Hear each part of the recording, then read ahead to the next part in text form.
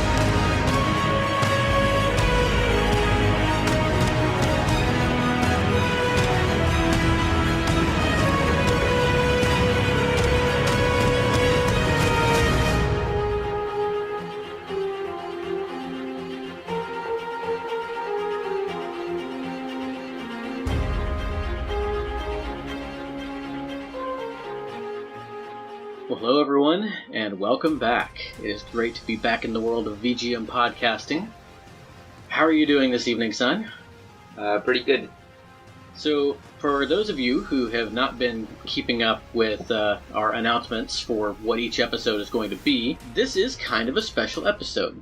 It's interesting because we're actually recording it on Dusklight's birthday, but it is going to be coming out very close to Shootcapow's birthday. Which is fitting because tonight we are going to feature music from some of Shootcapow's very favorite games. So, Shoot, you don't have to go down the whole list, but why don't you give us a taste of kind of what we may be expecting this evening? What would you say are like some of your top 5 favorite games? Stuff like Hollow Knight, Earthbound, Mother 3, sequel to Earthbound. Of course, Chrono Trigger. Yeah. Pokemon Black 2. And there's this one game, I can't remember, I think we might have played something from it. The guy, main guy wears a red coat, and I think he uses a sword, or maybe 2? I'm not sure. Well, we'll find out sometime tonight. Yeah. I think we may actually have heard from that composer once or twice before per episode. Maybe a couple times. To put a twist on this evening, while Shootkapow picked the games that we're going to be featuring music from, I actually picked the tracks.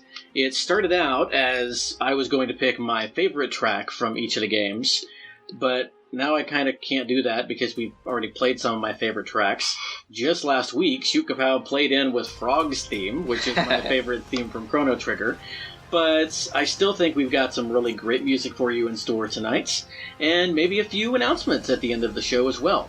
What did you think of that opening track? Very, Just very? Yes. Just very. That was World of Dark from Super Smash Bros. Ultimate.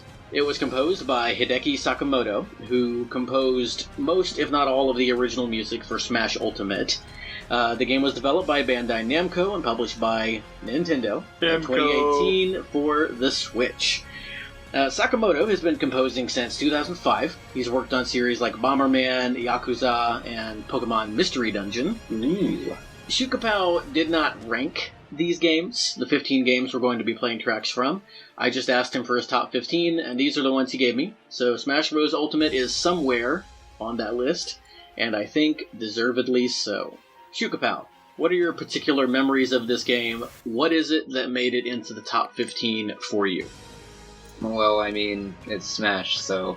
But why not Smash 4? Or Brawl? Or Smash 64? This is the best one. I know why not Smash 64, but okay. This is the least broken one.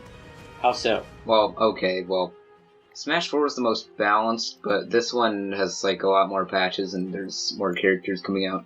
There's probably going to be less glitches, and it's also just, like, the smoothest one for me in particular to play. It is very smooth. And it also has all of the characters, so... I think they finally found a really great sweet spot between, like, the melee speed and the brawl speed. Yep. It does work very smoothly, it works very well, and there's no reason that somebody can't put enough time into a certain character to get competitive with that character, as long as you're not playing somebody like Zero, or, or MKYO. Yeah. Or Sam Sora. And, I've had a lot of fun time with you on this game. It's the first one that Lemon Boy has really played, and so that's been fun, kind of teaching him and helping him get better at, like, 3 characters.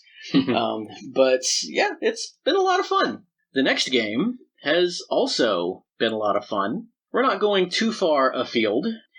The next one is going to come from another Switch game, published just the year before, in 2017, also by Nintendo.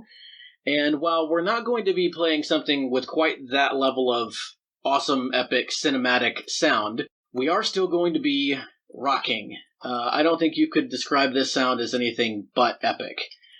From Super Mario Odyssey, this is Underground Caves of the Moon.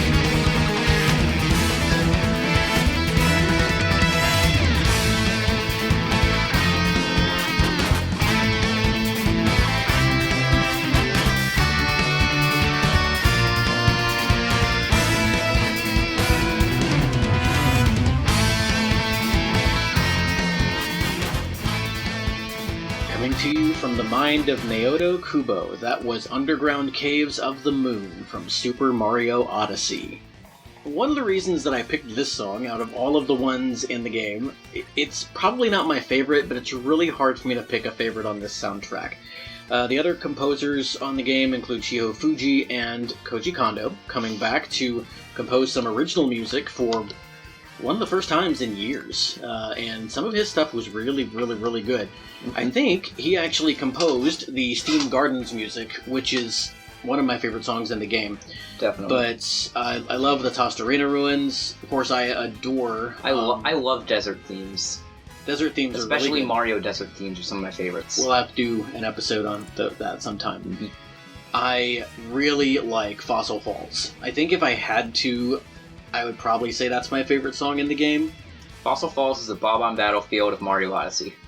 And it's the Gusty Garden Galaxy of Mario Odyssey. Yep.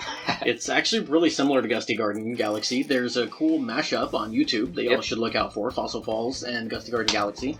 It's really, really good, but I just love it so much. This song, I picked it because it really stands out on the soundtrack. It could have been composed by Koji Kondo. It definitely follows in his tradition of making the Bowser theme this like really hard-rocking theme, which people say started in Mario 64. It's really been around since the Super Nintendo and possibly since Mario 3, actually. The Bowser tune in Mario 3 is pretty rocking for an 8-bit chip tune. So, but definitely in Super Mario World, for sure in Yoshi's Island. But then on Mario 64 with Koopa Road, it really, like, that's one of the first really epic Bowser songs that everybody remembers. But this is just great.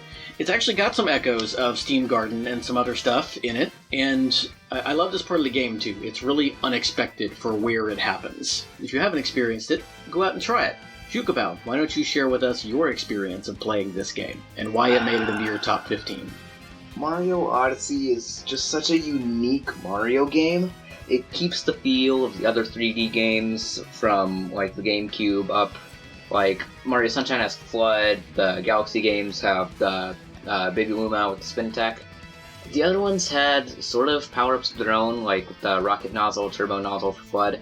There are just, like, some really unique power-ups, like the Rock Mushroom and the, well, let's not talk about the Spring Mushroom in Super Mario Galaxy. Oh, yeah, let's not. I think you can actually beat the Spring Mushroom Galaxy in Mario Galaxy 2 without the Spring Mushroom, but it's really hard. Yeah, almost as hard as it is with the Spring Mushroom. But yeah, the Cloud Cap, the Boo Cap, the Bee Cap, they might have gone a little bit overboard in power-ups in Mario Galaxy, but then they really scaled it back here in Odyssey. Yep. I mean, Cappy is really kind of the only power-up, but when you can capture the souls of your enemies, how many do you really need? Yeah, and then there's like the Boost Flowers, which are pretty cool too. The Boost Flowers are really cool where they're used. Another one of my favorite tunes in the game is in the bonus area of Bowser's Kingdom, where they do the harkening back to Super Mario 3's athletic theme, I think it is. No, it might be another one. It might be Slider. But they harken back to one of those cool, fun, bouncy themes in the Zoom Flower bonus area of Bowser's Kingdom. Bowser's Kingdom is another one I almost picked for this show. I actually also almost picked it when I went on the VGM to see with Ed. So I'm sure it'll definitely end up on the podcast here at some point. Anyway, back to Mario Odyssey. Back to Mario Odyssey. What else about this game? It has such great orchestral music. There's a giant T-Rex that you can play as in Fossil Falls. Yep. And just the amount of platforming you can do with Cappy is just insane. And the amount of game breaking you can do in this game and Breath of the Wild alone is just It's amazing ridiculous. How the game designers at Nintendo just continue to push the boundaries. Like, you can beat Breath of the Wild without using any weapons, bows, or bombs. You can use Lionel shields, and the way you kill the Lionels is by dragging boxes across the world and smacking the Lionels with them. I do not have enough time for that. But yeah, for people who do, like Medi333, I mean... there's a YouTuber by the name of Small Ant 1 who does some challenges on YouTube, like Mario Odyssey and Breath of the Wild. Oh yeah, like try to beat the game without doing whatever. Yeah. I think one of them was trying to beat a Mario game without touching any coins or something like that. Yeah, people do that. Yep. Especially like Steve Gaming and Nico Barbecue. Kids these days. They're probably adults. Yeah, honestly, that's probably true. I would probably do it if I could make money at it. Well, yeah, we're definitely starting strong this evening. Naoto Kubo is kind of a newcomer on the Nintendo music scene. He is best known for his work on Mario Odyssey, but man, what a work to be best known for. He worked on music for several of the game's areas, including Tossed Arena, The Moon, Honeyloon Ridge, where this featured, and New Donk City. He actually composed Jump Up Superstar. So, not a bad way to break out onto the gaming scene. And it's actually funny that you should mention Breath of the Wild, because that's where we're going next. Of course we are. I actually closed out with a piece from Breath of the Wild last time. Yes, you did. And this is one of my favorite games as well. I love it so much. I spent so many hours in this game. And this theme was one that really made an impression on me when I played it. Again, not my favorite theme of the game. That would be Hyrule Castle. But this one is It's a really great song. I wasn't sure if it would stand on its own because so much of it is attached to the experience of it in the game. But then when I went back and listened to it, it is certainly very good on its own. And it's definitely a sort of a nice palate cleanser after all of the rocking orchestral epic stuff we just heard. Rocking. From The Legend of Zelda Rocks. Breath of the Wild, this is Purified Dragon.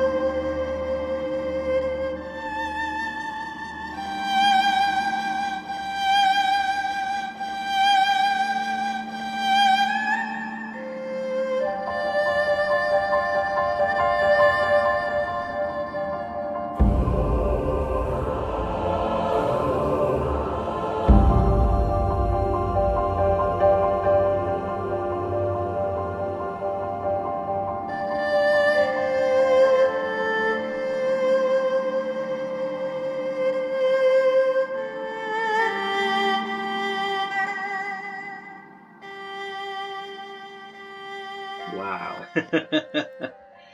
Oh man, that song.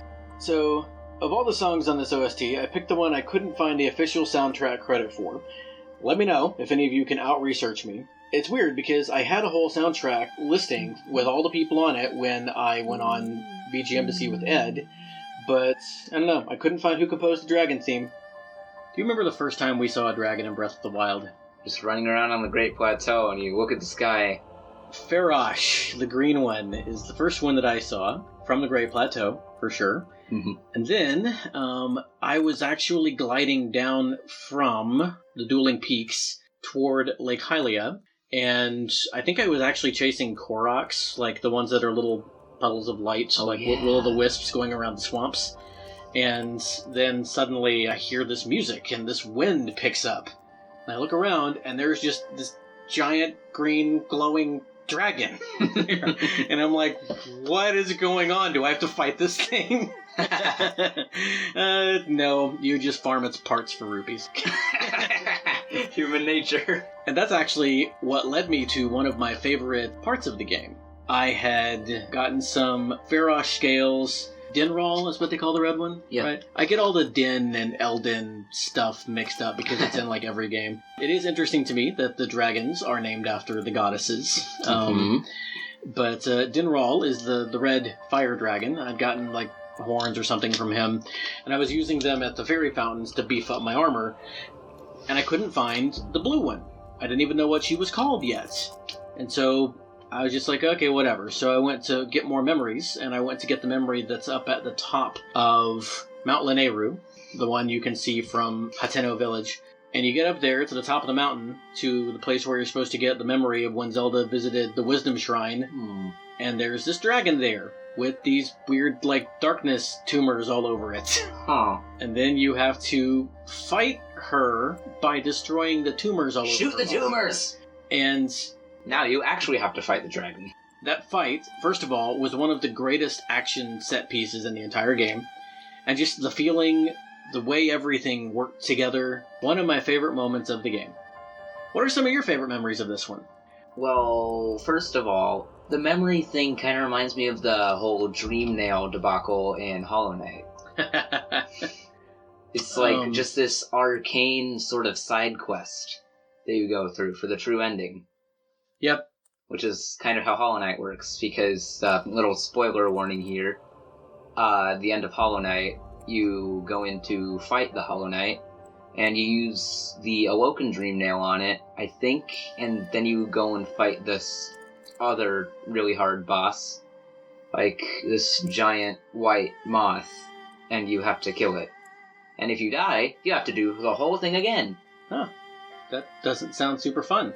I mean, I'm in the middle of the White Palace, which a lot of people don't like, but as hard as it is, I find it kind of enjoyable. But enough about Hollow Knight, we'll get into that later.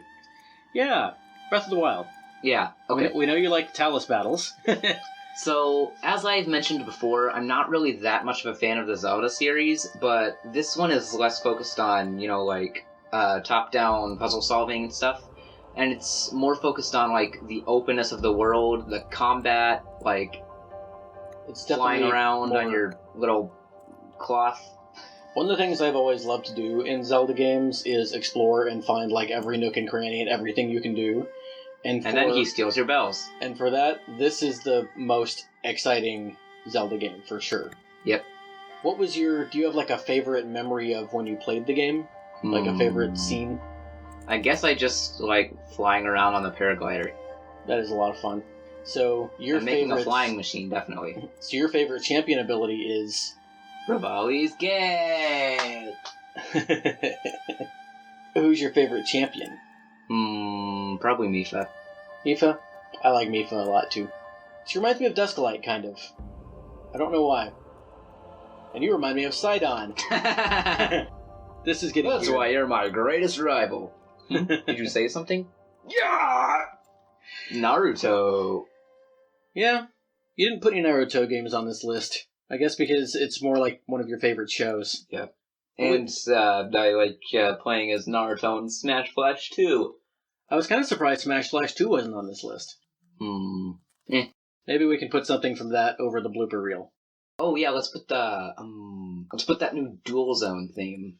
Okay, sounds good. You know what also sounds good? The piece of music that I'm about to play. Let me ask you this, Shootkapow. You've already been talking about the game. If I were going to cosplay as any character in Hollow Knight, be honest, who do you think it would be? The Dung Defender. And here we go. Oh, wait a minute, I was right?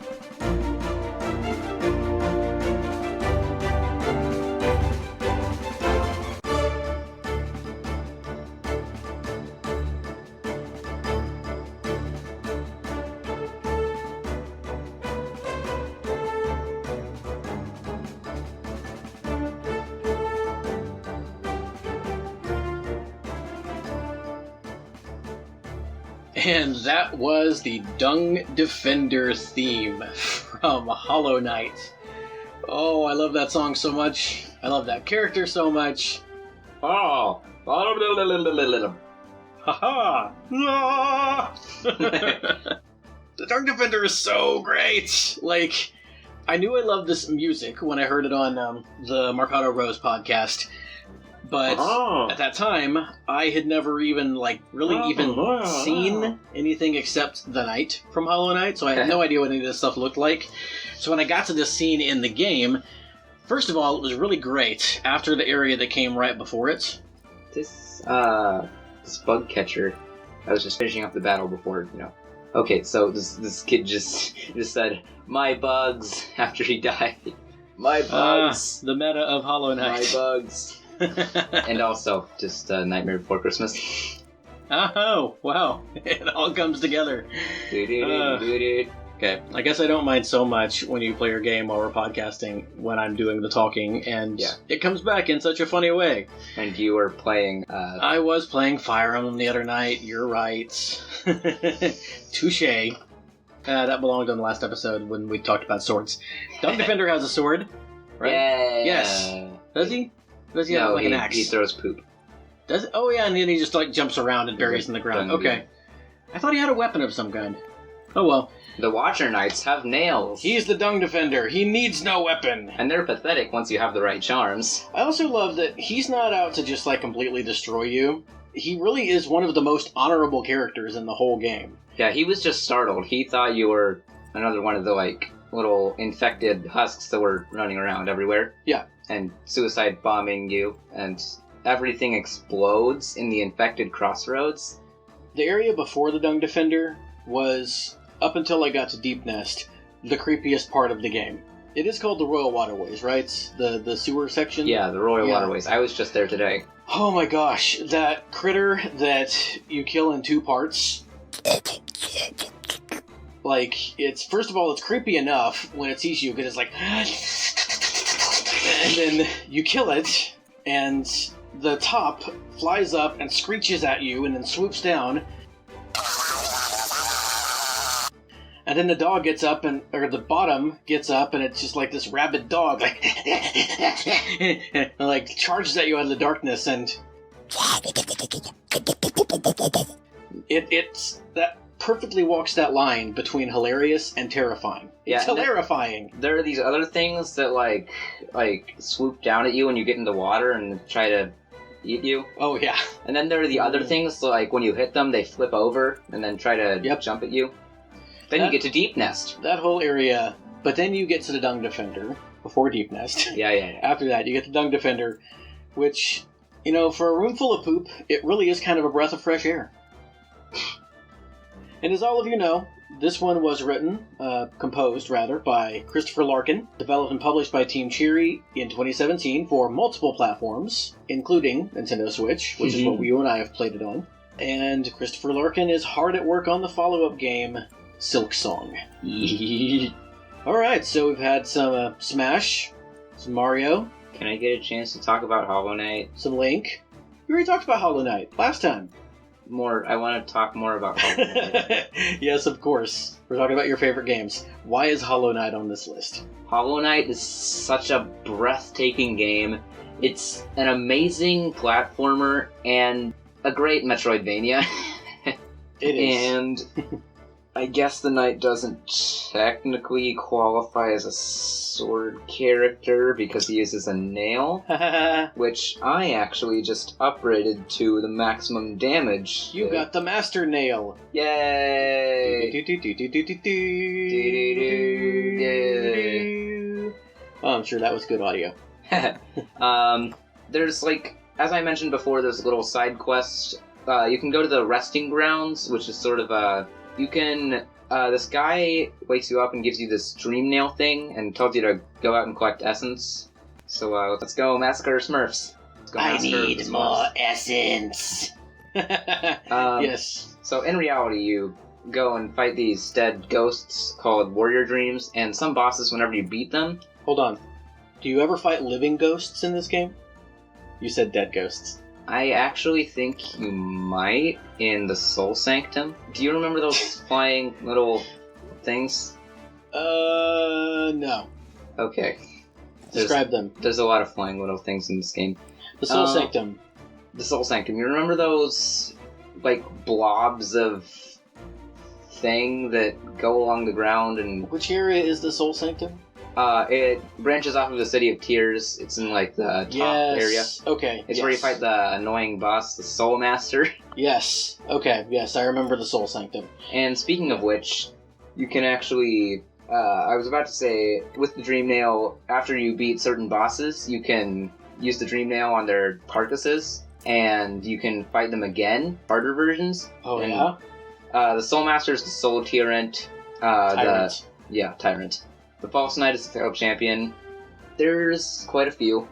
I actually beat the last of the known, to me at least, warrior dreams, which are the little ghosts that you find around the world. Mm-hmm.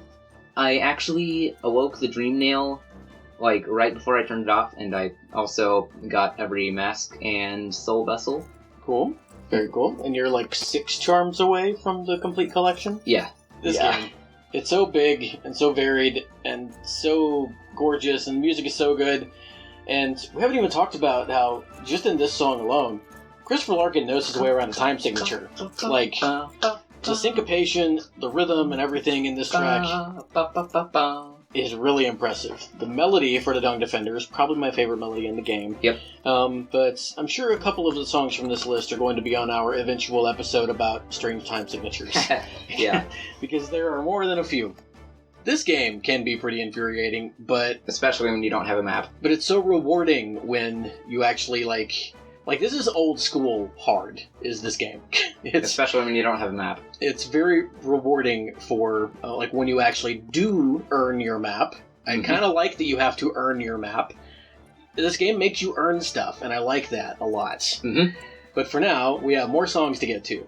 This has been the episode's rant. Thank you, everyone, for indulging me. I mean, we are talking about your favorite games, so I don't know if it's going to be the last one. I don't think we've had that many rants in the past few episodes. We'll have to make up for that in these two. Yeah. Oh, the next one. I hope I don't talk too much. I already talk too much, even on your episodes.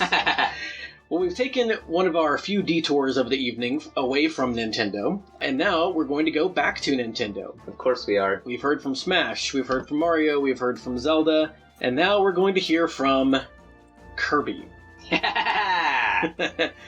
From Kirby Triple Deluxe, composed by... I love this game so much. This game was composed by the Kirby Masters, Jun Ishikawa and Hirokazu Ando. Yes. This particular track was composed by Ishikawa-san, and you're going to have to tell me about it. I picked it because this is one of several soundtracks that I actually had to listen to almost all of the soundtrack before I found something I really loved. There's a lot of great music in this game. There's a lot of things I could have picked. The soundtrack is so underrated. I just finished watching a Let's Play by, again, Chugga Conroy. He's actually been going through some pretty hard times lately with all the coronavirus stuff. Yeah, and someone close to him just recently passed away. Oh no, that's horrible. Yeah, that postponed the Let's Play also, like... well, understandably. All of his good fans should really understand that and appreciate him for it. Well, our thoughts go out to Chugga Conroy. If there are any fans of his listening, send him some love, send him some good thoughts.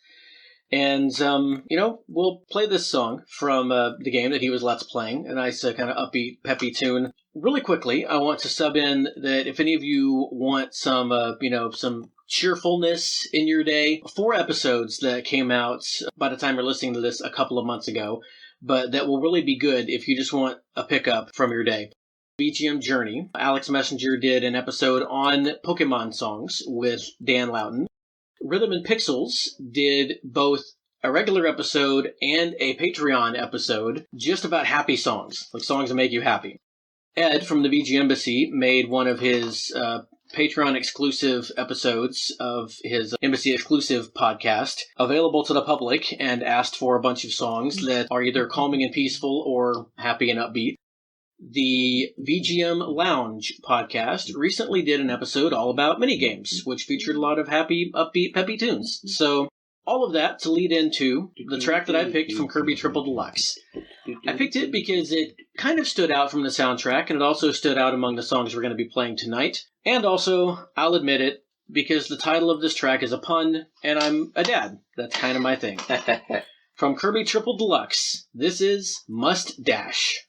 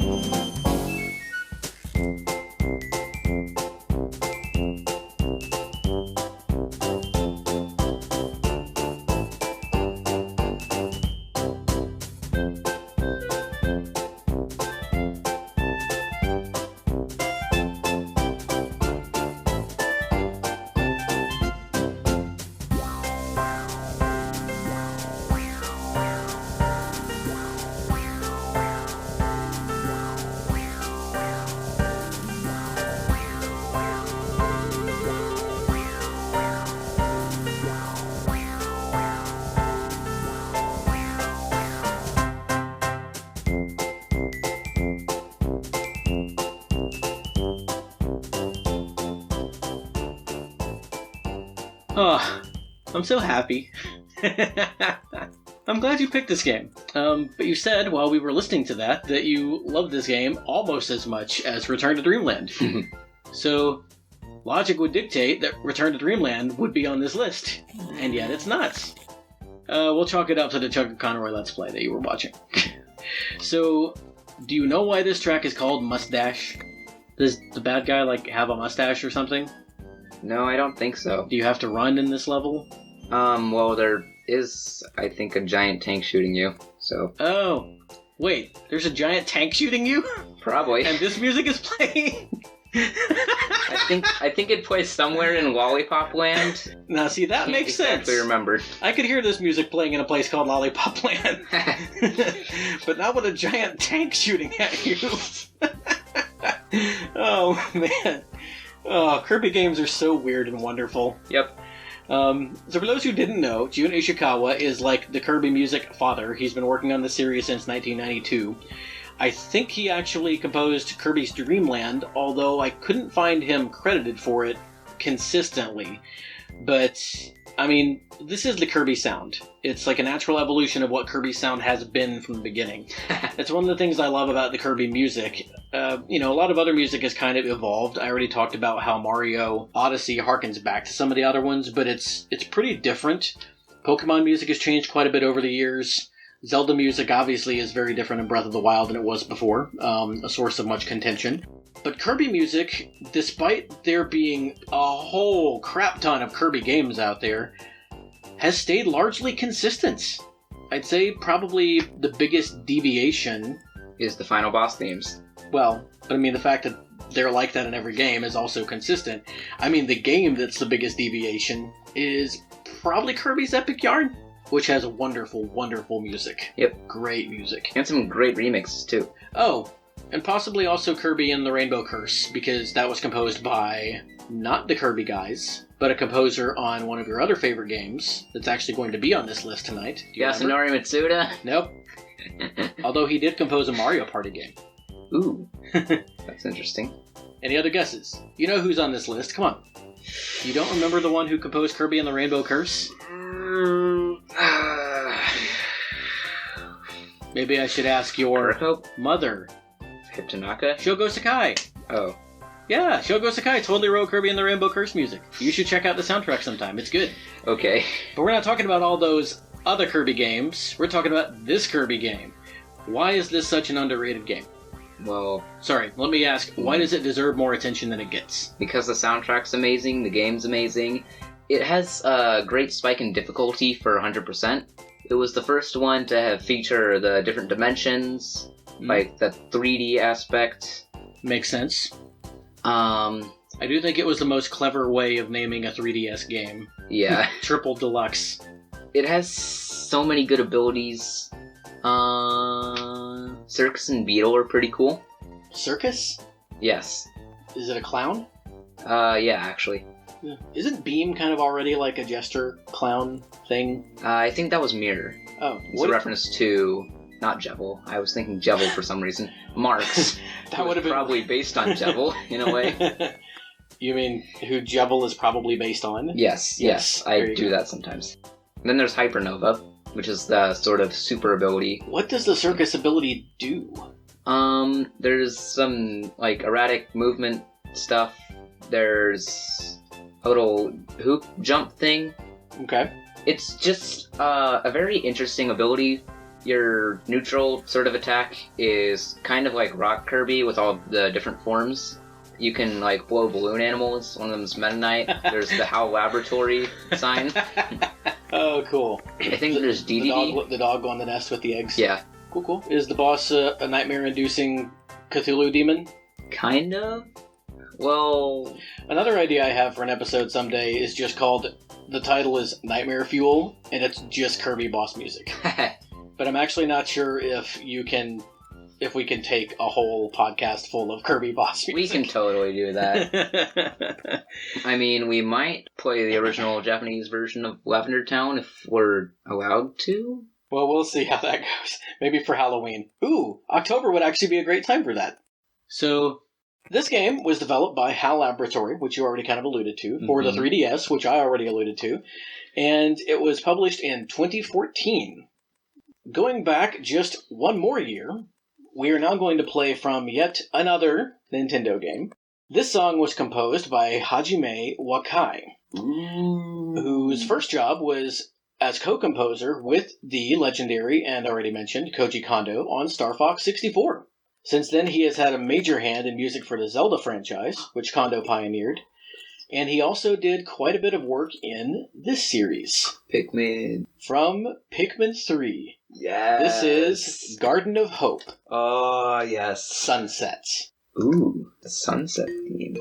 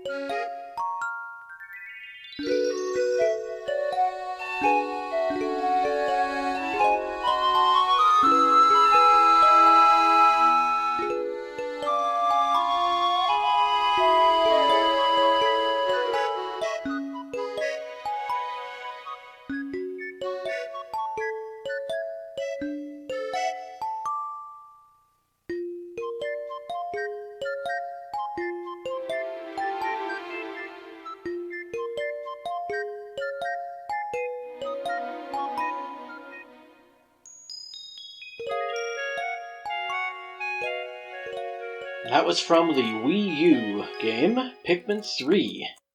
This music is so weird. Pikmin music in general is just, it's good. It's aesthetically pleasing. It's nice to listen to. It's well composed. But it's so gall-darn strange. This has got, the synthy chimes and the accordion. It's definitely got the sunset feel to it. It's got that sort of cool, and I mean, almost temperature-wise coolness to it. It's peaceful. There's a lot going on, but that makes sense because in this game there's a lot going on around you.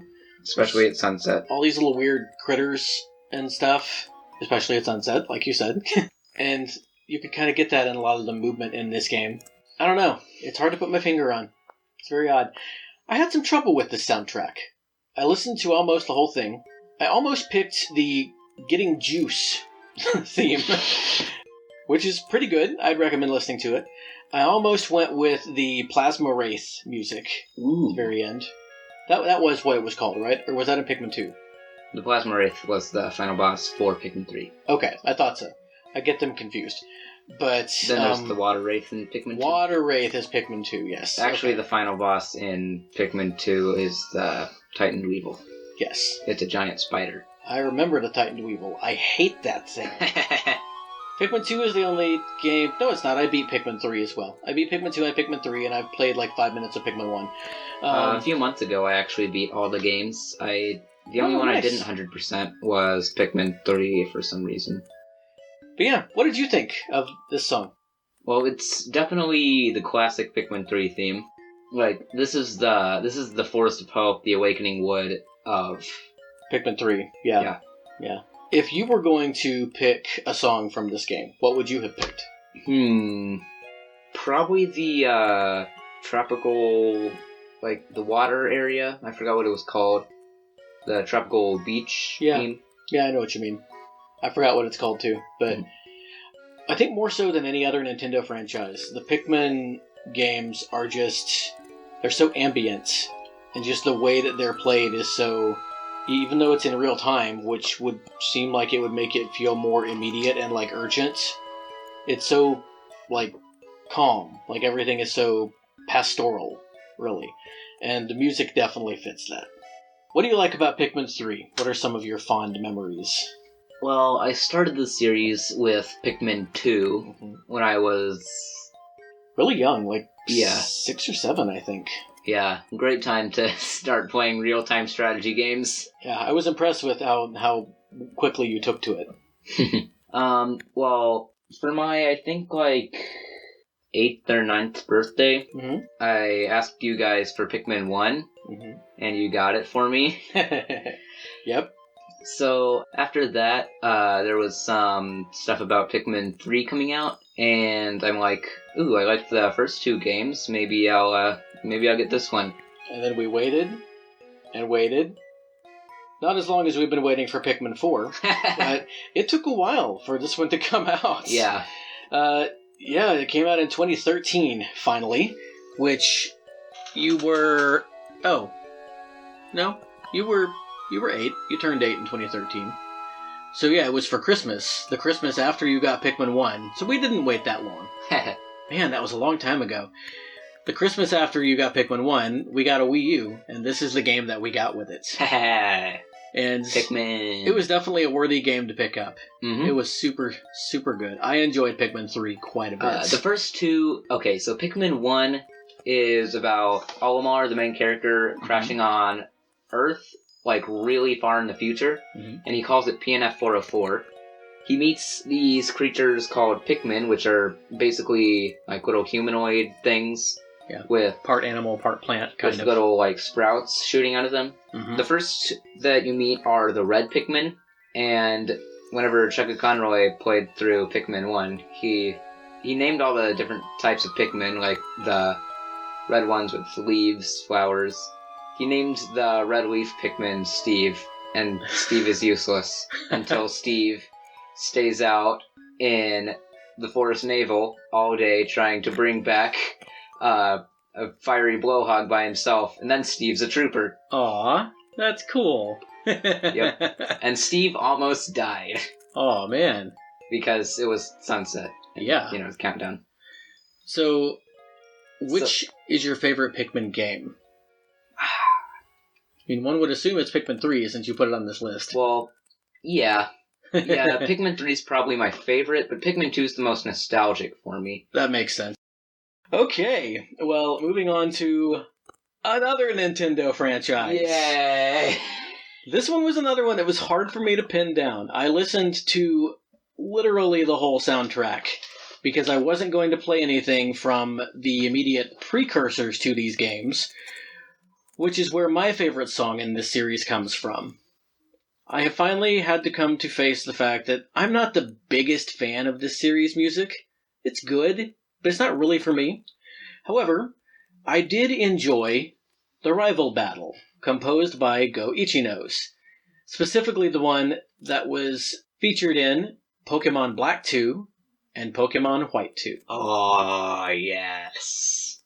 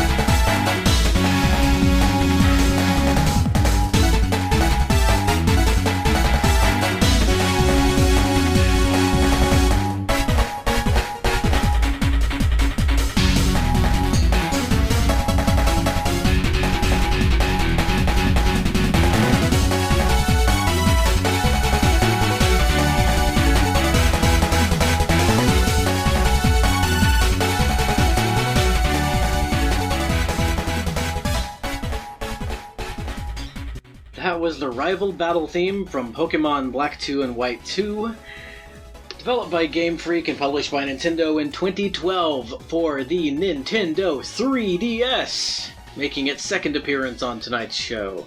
Black Today's 2 and show. White 2 were DS games. This show. What? Yes. What? X and Y were the first 3DS games. Oh!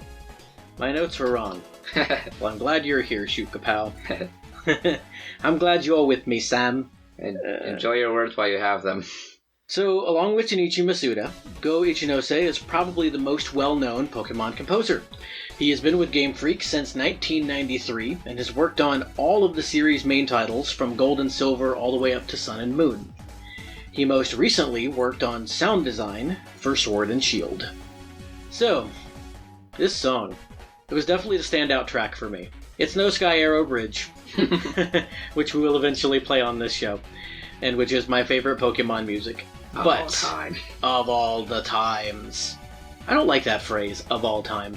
It's really presumptuous, you know? Because time has only been around for like, I don't know, however many trillion years. So who knows how much longer time is going to go. So, I mean, how can you say that something is the best of all time? I mean, there's Kondo, so this probably... You think it'll never get better than Kondo? I mean, it's hard for me to imagine anything better than Kondo. But we're not talking about Kondo, we're talking about Ichinose. I like this music. It's good. I'm playing through 2 Pokemon Nuzlocke. Black 2 and White 2. Why are they the best? Because they are. Okay, so a lot of people don't like the Unova Pokemon designs for some reason, but I think they're great. I think especially Seismitoad is amazing. These games have so much story, so much character development, so many good characters, like N especially. N is one of your rivals in the original Black and White, and he makes a reappearance in Black 2 and White 2, which actually takes place 2 years after. So the evil team is Team Plasma, and they're basically trying to liberate Pokemon from people, but no one else wants that. I don't know. I mean, I don't know. That doesn't sound like a bad thing. Well, yeah, but when no one else wants it... Do the Pokemon want it? I mean, probably not. They're, like, perfectly happy. Well, I guess it's a different universe, so animal rights may not necessarily apply the same way. There's the Pokemon World Tournament, which is actually really fun. Cool. It made a reappearance in Sword and Shield. So, what is your favorite part of Black 2 and White 2? Or your favorite aspect of it? Alright, so Black 2 and White 2, I'm pretty sure, introduced reusable HMs. One of the few complaints I have with it is there wasn't a game corner, which I think was a really fun part of the Pokemon games, especially Gen 3. Diamond and Pearl? No, Gen Ruby 3 and was... Sapphire. Yeah, Ruby and Sapphire, and also Fire Red and Leaf Green. Yeah, but that's really just Gen 1 reskinned. Yeah. It's like Gen 1.5. Yeah, Gen 1, but better. Yep. With less insane glitches walking through walls and... Missing, though. Yeah. Gen 1 was really broken. It was the best. No, No, Gen 5's I don't the best. really know. I don't really have there's so many dog Pokemon. I don't know how to say I don't have a dog in this fight in Pokemon language. I don't have a Stoutland in this fight. What is the cute, like, English Corgi Pokemon in Sword and Shield? Yamper. Yamper. I love Yamper so much. Yamper is a reskin of Electric, except it's The less... dog Pokemon in Sword and Shield are really cool. Yamper, Zigzagoon. Zigzagoon was a raccoon Pokemon introduced in Gen 3. Well, it looks more like a dog in this one. Big old shaggy dog. I like him. And the green one. Electric? Wait, I thought you said Yamper evolves into Electric. No, Yamper evolves into something I don't know the name of. Oh, but it looks cool too. What were you saying about Electric and Yamper? Just that they're both like electric dog Pokemon or something? Okay.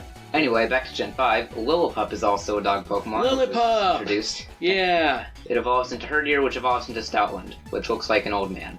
I remember there was a really cool episode with a Stoutland in the anime based on Sun and Moon, where the little fire kitty, like, loves a Stoutland, but then the Stoutland dies, and it's actually kind of sad.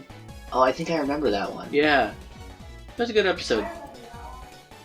That's a nice Dusklight. The anime is pretty good sometimes. Pretty cool. Sometimes.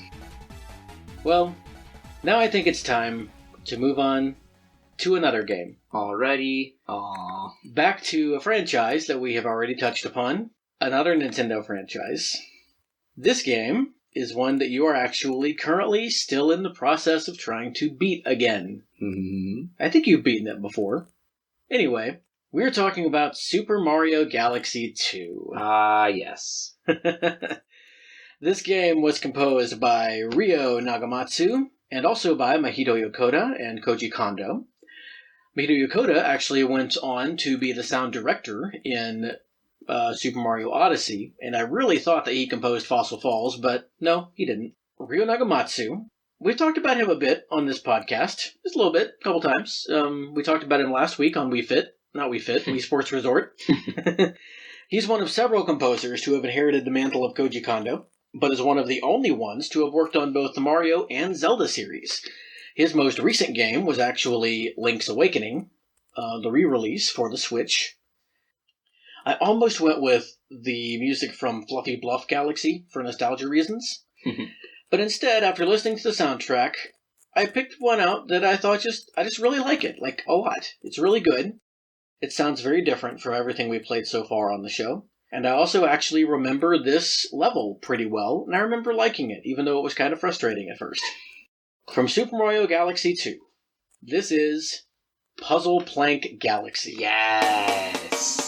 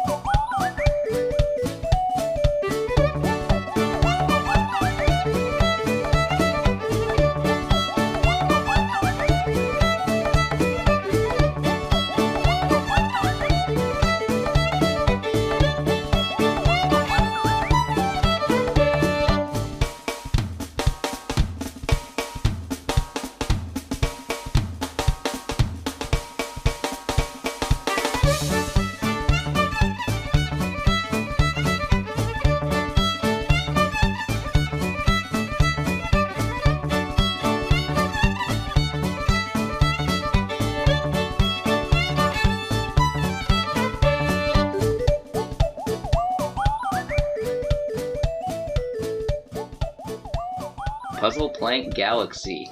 Oh, man. A fiddle, anyone? You know, there's this old country song that says if you're going to play in Texas, you got to have a fiddle in the band. I don't know if that's true, but the band playing this song definitely has a fiddle, and a fiddler knows what they're doing. I play the trumpet. That's not like a fiddle at all.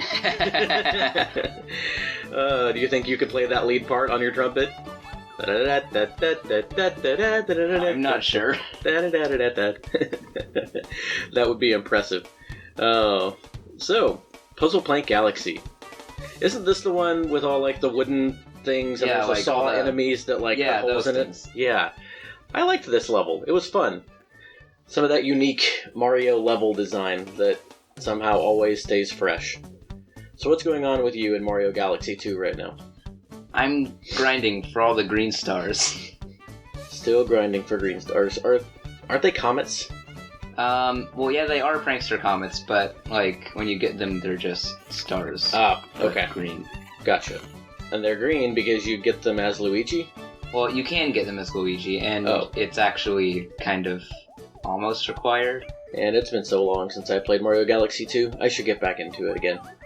You know, I heard again today that there are rumors going around that for Mario's 35th anniversary this year, they're going to release a collection of 3D Mario platformers remastered for the Switch, including Mario 64, Mario Sunshine, and Mario Galaxy. Mario 64. Don't know if Mario Galaxy 2 would be in there, but... You know, I've seen some really, really cool renders of Mario 64 done in... that game engine that everybody talks about, the 3D game engine, that's super popular right now. And I wish maybe I'll look it up during the break. But Mario Galaxy, no, sorry, not Mario Galaxy, the opening area of Mario 64 done in that style, which is really, really cool. And I also saw a 3D Sonic done in that style as well. No Sonic on the list today. In fact, like I said, not a whole lot of non-Nintendo on this list. Do you remember what all you mentioned to me in your top 15 that weren't from Nintendo games? We've already played Hollow Knight. Yeah. Some RPGs like Chrono Trigger and, I can't place it. Oh, that one, the name we can't remember. I don't know. But we'll get to it eventually. The next one that is coming up is from a non-Nintendo game. Ooh. It's not the one we're hinting about, and I'm sure nobody can guess yet. But this one is one that I think people who have paid attention so far should know is one of your favorite games. The name of the song is Wet Hands. Here we go. Alright, and when we come back, you guys can hear all about Shootkapow's long and loving history with Minecraft.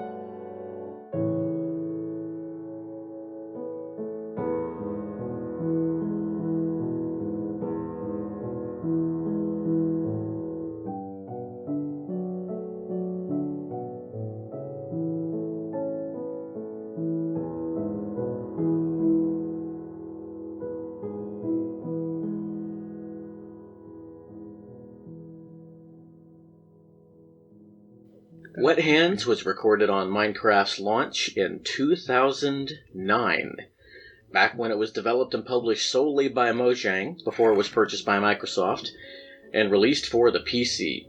Wet Hands, along with all of the original Minecraft tunes, was composed by C418? Yeah, I think so. Well, I might have gotten that wrong, but the guy's real name is Daniel Rosenfield. Man, I'm batting 1,000 tonight. Composed by the wonderful Daniel Rosenfield.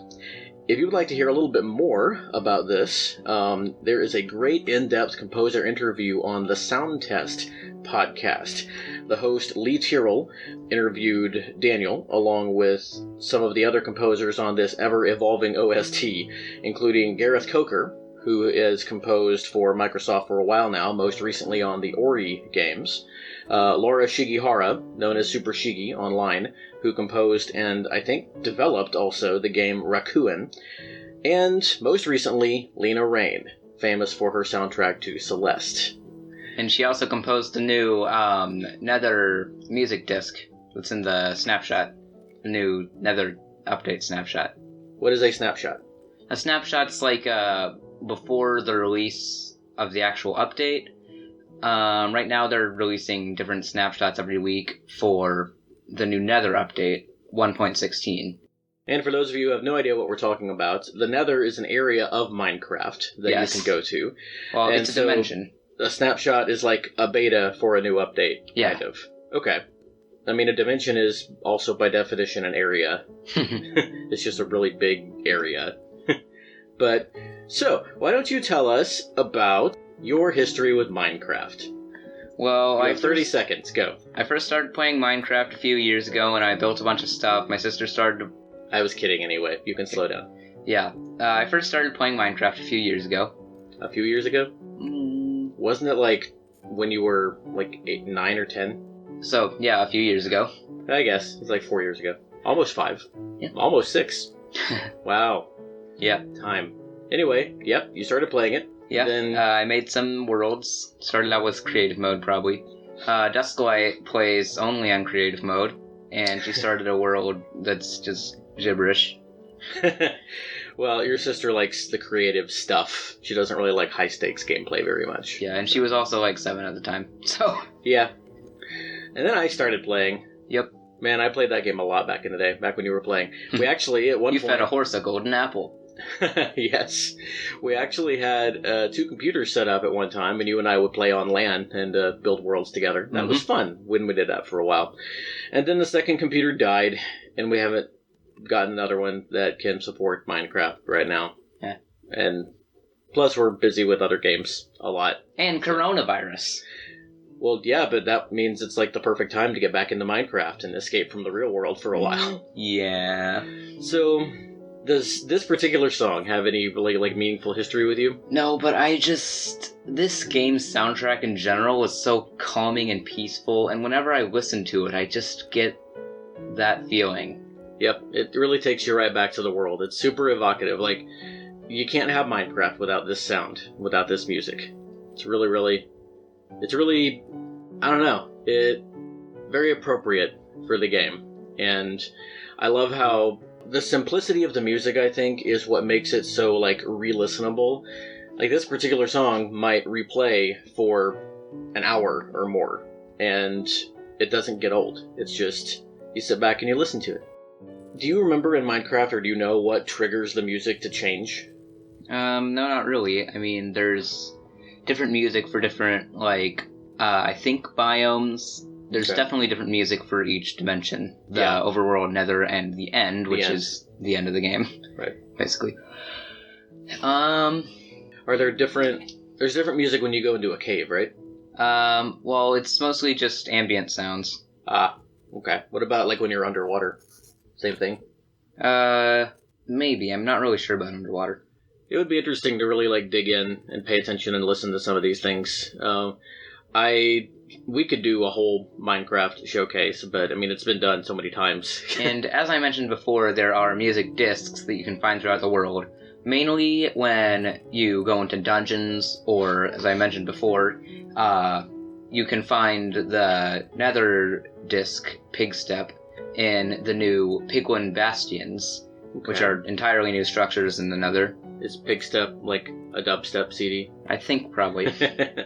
And you can craft a jukebox to play the CDs on. I remember that when I got my first couple of CDs, that was really fun. The main way to get music discs is by having a skeleton kill a creeper, which is just a green pig thing with a very iconic face. Most people these days would know a creeper if they saw it. Yeah, and like instead of the actual pig body going horizontally, it goes vertically. Yep. Wasn't the creature a result of, like, messed up code? Yes. And then they decided to keep it? Yeah. I never managed to get a CD that way, by getting a skeleton to kill a creeper. I always just found them in, like, dungeon treasure chests and stuff. I think my Along with that golden apple that you fed the horse. I think my favorite CD is probably either Cat or Chirp. I like them both a lot. What's yours? I'm not really sure. I didn't really listen to the music discs a lot back then. All right, well... we are now returning to the world of Nintendo with a game that is kind of a recent favorite of yours. It was, I think, one of your favorite games even before you played it, but now that you've played it, it is even more so. We are going to be listening to Mr. Batty Twist from Mother 3. And this is another soundtrack that I was pretty familiar with. I've heard a couple of different podcasts do showcases of this one, but this is the first time that I really sat through and listened to the whole thing. And Game Boy Advance music. Man, I don't know how Shogo Sakai did it. This is the best soundtrack on the Game Boy Advance. Like, technically, this is the most impressive sound. Not even getting into the compositions of the songs, this is the best sounding soundtrack on the Game Boy Advance. Shogo Sakai works some magic here. And, I mean, it's super long. It's really impressive that they fit this onto a cartridge along with that game. And it's an Earthbound game, so, I mean, of course it's going to have a great soundtrack. Of course, in the tradition of Hip Tanaka, and, well, we'll get into that a little bit later. But Sakai has been composing since 1987. He originally worked for Data East, mostly on the Glory to Heracles franchise, and he was originally assigned the soundtrack to the never-released Earthbound 64, which I actually remember seeing screenshots of in Nintendo Power way back in the day. They had a 3D rendered Dr. Donuts and everything. But Earthbound 64 eventually became Mother 3. He was one of the main composers on Super Smash Bros. Brawl as well, which featured many popular arrangements of his work in Mother 3. Probably not coincidentally, since Brawl was also the debut of Lucas, the second Mother franchise character to be in Smash. And only other one so far besides this. But this is a great soundtrack. We can and most likely will do a showcase on this game someday because there is no end of great music here. But this is one that really stands out to me, both in the soundtrack and also on tonight's playlist. So, I've talked about it enough. Let's listen to the music, and then we'll hear Shootkapow talk about it for a while.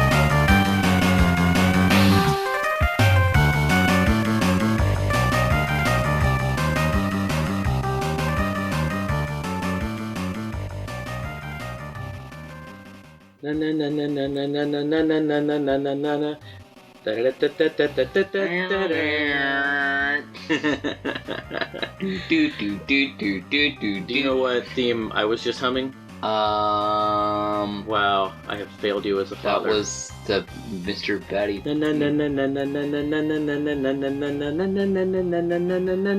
Sounds like Mario Batman. Sunshine. That's the old Batman theme from like way back in the day, many, many decades ago. And yes, I'm sure that was purely intentional on the part of Shogo Sakai. The Earthbound series has a long and storied history of taking American pop culture and riffing on it. Yep. It's wonderful. I love it so much. But I've talked enough about this theme. Tell me about why you love Mother 3 so much. Because it's an Earthbound game. And it's probably the best playing one in the series so far. How so? Well, in this one you can actually run without eating a sandwich. I do love that. It actually has a pretty unique style of running. Instead of just holding down the B button while walking around, you actually hold it down for a second. Well, not a literal second, but For a moment. Yeah, you hold it down for a moment, and then you let it go, and then you just run everywhere. Until you stop. And then when you start again, you have to hold it again. Yeah. Right? Yeah. I remember that. And the way you get PSI is not just from leveling up. At a certain level, Lucas and Kumatora, who's the other PSI user in the party, can sort of feel feverish, and then you walk around for a while and they learn new PSI. Huh. Oh, I remember that too. I haven't played this game in several years. I never did beat it. I think I got past a part where you have to fight like this robot maid or something. But how far are you in the game? I beat it. Oh, I don't think I knew that. I knew that you had gotten to. Well, yeah, that's why I'm playing Pokemon Leaf Green Nuzlocke, and I already. Well, I don't like 3 have the chart of your games and what you're gonna play when you beat this one. And I stuff. do. That would actually be pretty interesting to see. Maybe we should share that on our YouTube. Like, we can put it up and you can talk about it. I'll make a bonus video. People can get into that weird, wacky brain of yours. So, what about the story? So... Don't sum it up, because a lot of people are waiting to experience this firsthand until it actually comes out in the States. Yeah. Which is another rumor that's almost as old as the game itself. But tell me about your impressions of the story and how it makes you feel. At the beginning, there's a lot of, like, sort of emotions, and 2 of Lucas's family members die, and his dad, Flint, goes into the mountains looking for Klaus for, like, 3 years. Klaus is his brother. Yeah. Lucas's brother, yep. Yeah. So, yes, Lucas finds himself suddenly alone, which, yeah, lots of emotion there. And, so before all this, the town was just like a town. Dexter and his dad go into Ozelhe Castle, which is actually a pretty important place in the early chapters. Mm-hmm. You find an egg, Dexter disappears, so 3 years later, you actually get to play the game as Lucas. I don't really, like I said, I don't want to go into plot details. I don't want to talk about like what happens in the game. I want to talk about how the game makes you feel. Like, why do you feel like this game is important to you? Well, it invokes those emotions, like all kinds of different emotions, like, you know, an Earthbound game does. Mm-hmm. You kind of fluctuate between disturbed and calm and sad and, you know, hilarified. It definitely does go all over the place. What do you feel like are some themes that you can take away from this game? Like, this is a game that I would put forward as an example of how video games can be not just art, but literature. Like, this is a game I would use to make a case that games can tell stories that are meaningful and purposeful. What meaning do you think you could take from this game? Well, It doesn't have to be super profound. It could just be a simple, you know, life lesson or something, but it could be profound. I need a second to think. Art jokes, RPGs, beating up animals with sticks. These games are amazing. Even if you just think of, like, a moral lesson that one of the main characters learns through the course of the game. That's a lot of time where theme comes from. We come to meaning in stories by experiencing them through the character's eyes. Well, if Earthbound's an emotional, funny RPG, then Mother 3 builds on that with, like, even more character development. And, like, don't get me wrong, Earthbound is an amazing game with some pretty good music, good graphics. Well, very good music. Otherwise, It does have a decent story, but, like, there's nothing really in Earthbound. I guess the ending scene, like, part of the game, you know, that hits me in the feels a little bit. Mm-hmm. And the way that you beat Gygas is really cool. Mm-hmm. But it's not like a great story, you know? And the characters are fun, but you don't really, like, feel for them the way you do in, like, a good book or a great movie, something like that. But then, as you learn more of the character's backstory and emotions in Mother 3, like, Lucas is trying to learn to be tough, like, following the loss of people he loved. And being like his dad. You know? Yeah, and going on adventures, learning more about Kumatora's backstory with the Magypsies, who are important characters in the main story, with the 7 Needles, which are basically the sanctuaries of this game. Duster and his whole internal struggle between being a thief and being a hero. Yeah, and being a musician. Yeah. And then Boney. Yeah. Well, Boney, you gotta have the animal sidekick. I mean, it's kind of like a rule in video games, especially in Nintendo games. Mm-hmm. We should do an animal sidekicks episode sometime. Yeah. There's some great animal sidekick music out there. Huh, okay, we'll note that down. But I really hope... I mean, obviously, since you and I have played it, there are ways to play this game in English right now for free online. But I don't know why Nintendo is just sitting on this. Yeah. Because everybody in the West who knows about this game pretty much loves this game. And like if they don't, it's just because of backlash against all the people that do. Because trolls, you know, feed on negative feelings. But, sorry, go ahead. Like, last year was Earthbound's anniversary, right? I believe so, yes. Wait, no, Earthbound came out in 94. So, yeah, last year. Last year was 25 years. Yeah. So, like, I don't know why they didn't release some kind of remake trilogy or something. Everybody thought it might be announced in June of E3 last year, because June last year at E3, because that was around the anniversary. Like, Earthbound Beginnings would have... Like, Earthbound Beginnings is a good game, but it's just so hard to get into. And it's really not as accessible, and it is weird that they released that one and not Mother 3. Yeah, and I feel like that's the kind of game that could get a remake and be really good with, like, more story, more character development. Some of the, janky stuff cleaned up, because it is an old game. And more actually knowing what you're supposed to do. Yeah.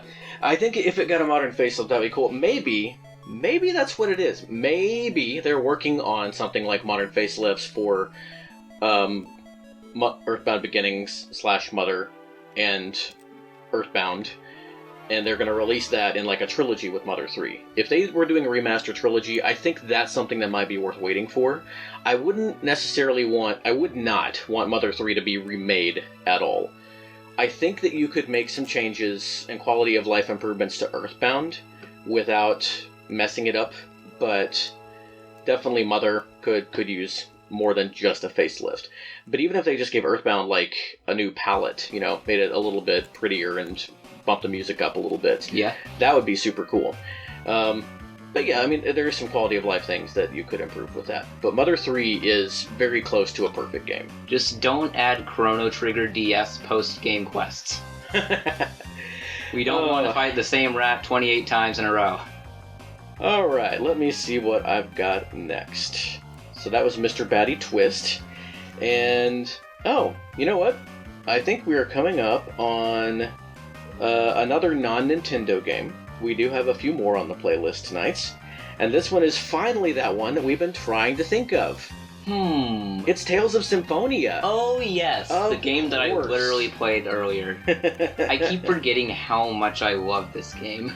Yeah, you played it for like 4 hours today. Out of your hour of game time that we supposedly allow you. This game... I beat Yggdrasil like probably twice. Yggdrasil? Yggdrasil? Mythos Yggdrasil. Yggdrasil. Yeah. Okay, gotcha. Yggdrasil. Yeah. I wonder why... Yggdrasil. I mean, but, it speaks of the fact that this is a JRPG, that Yggdrasil would not be out of place in it. I fought him twice. I fought Kratos once. I fought someone else. See, I just can't... Everyone almost died, and then they undied. I still can't picture anything except you fighting a giant tree whenever you say you're fighting Yggdrasil. I'm sorry. Unless I play that game myself, I probably never will. I mean, I'm fighting on the dead remnants of a giant tree. Oh. Okay, in my headcanon now, Yggdrasil is like the personification or the incarnation of the actual tree in a person. That's what I think. Anyway, this game was composed by Motoi Sakuraba and Shinji Tamura, developed and published by Bandai Namco for the GameCube and the PS2 in 2003. I think I'm just going to record that, and every time we play something from this game, I'll just play it so I don't have to say it over and over again. Mm-hmm. And this is another one. I had to listen to quite a bit of the soundtrack, and Motoi Sakuraba and I have an interesting composer-fan relationship. Some of his music is really amazing to me, but I find that I can't listen to a lot of it back-to-back without getting kind of exhausted.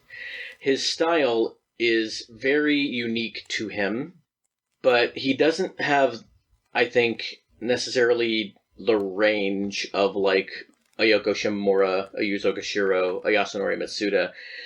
He's not a one-trick pony by any means. He can do slow, he can do fast, he can do different styles, but he doesn't veer too far from his own personal style. And I think maybe that's why it's hard for me to listen to a whole lot of it back-to-back. So my ears got a little bit numb trying to listen to this whole huge soundtrack. So I reached out to a couple of friends of mine, Ryan and Derek, who are friends in the podcasting fan community. We're both fans of the VG Embassy, and Derek also has the VGM Lounge with his friend Matt that I've talked about on the show before. But both of them are big fans of the Tales series. And after going back and forth with them for a little bit, I finally settled on this track, which we're going to play now. From Tales of Symphonia, this is Revival.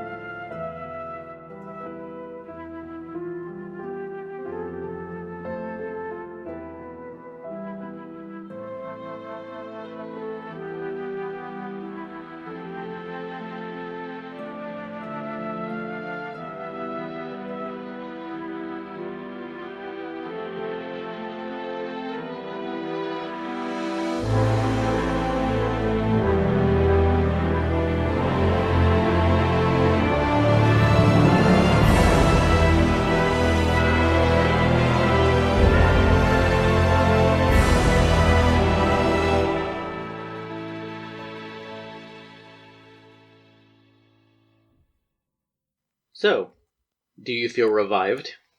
Maybe. Thoughts? Yeah, I would expect that from a 14-year-old. That was pretty good. Only pretty good? Oh man, I'll have to scrub it. We'll play something else instead. Alright, that was some very, very good music. I was pretty impressed with it. You have not heard this track in-game yet. Nope. I know that for a fact, because I know when this plays. At the end? Yeah, it's pretty close. In fact, there was a part of the song that made you say, "Oh, wow, this must play in like an ending cutscene or something." That was at around the 107 mark, when that huge swelling orchestra came in. This is a really great piece of music. You talked about emotion with Mother 3, and this is an emotional piece. With just that one flute, the piano, the very minimal strings for the first minutes, just playing that calm, slow melody, and then you can tell something happens at that point. But yeah, it's really cool. I can't wait for you to experience this in game. It's this kind of music has to accompany a really meaningful moment. Well, in my playthrough, I just found out that, spoiler alert, Lloyd's dad is Kratos. And now we have to go beat him up so that we can use a sword or something. Yeah, you told me the world. You told me that like 6 episodes ago. Yep. Yep, so this is not the big Kratos fight that you told me about in episode 2 though, right? Or is it? That you're not supposed to win? Oh, no, that was a long time ago. Okay. I actually beat Kratos once, today. Okay. Now I have to go do it again. Why? So that I can use a sword. Why do you have to beat him twice? Because that's just how the game makes you do it? Yeah. Oh, okay. So it's not like you have to beat him under certain conditions, and you didn't, and so now you have to go back and try again. You actually have to beat him twice. Yeah. Wow. I wonder how many hours you put into that game now. I wonder how many hours you have left. I guess we'll see. We will see. Like an 80-hour-long Namco RPG. All right. So, back to the world of Nintendo. And we are going to take one last trip to the Mario universe. With Super Mario Sunshine, which may well be the very first video game you ever played. This was another one that was a little bit hard for me to pin down, and I know this game really well. I've beaten this game. I've 100%ed this game. Oh, yeah. Gosh. Yes. Like all the blue coins? Pachinko machine and all the blue coins. Oh, everything. Man. I haven't even done that. I don't have the patience to find all the blue coins. Well, get good, son. Get good. No, I'm just kidding. You have a lot better things to do with your time than 100%. Admittedly, probably the jankiest Mario game. But, yeah. No, except for the Lost Levels. But yeah. Still, a wonderful game. I'm busy nuzlocking 2 Pokemon games. Still, a wonderful game. I love this game so much. And it has a great soundtrack. But I wanted to play something that was not just the run-of-the-mill. I mean, everybody knows I can't remember the name of it, but everybody knows the song. Everybody knows Rico Harbor, of course. What am I trying to think of? The main... Delfino Plaza? Delfino Plaza. I knew it was something Plaza. But, yeah, Delfino Plaza. Pinna Park has a good theme. I almost went with that one, actually. But instead, I decided to go with something a little bit more chill. I kind of like how we're going back and forth today. And yeah, we just played a really subdued theme. But that one was, emotional. And emotional songs can tax you a little bit. This one is not taxing at all. Not taxing, it's relaxing. From Super Mario Sunshine, this is Gelato Beach.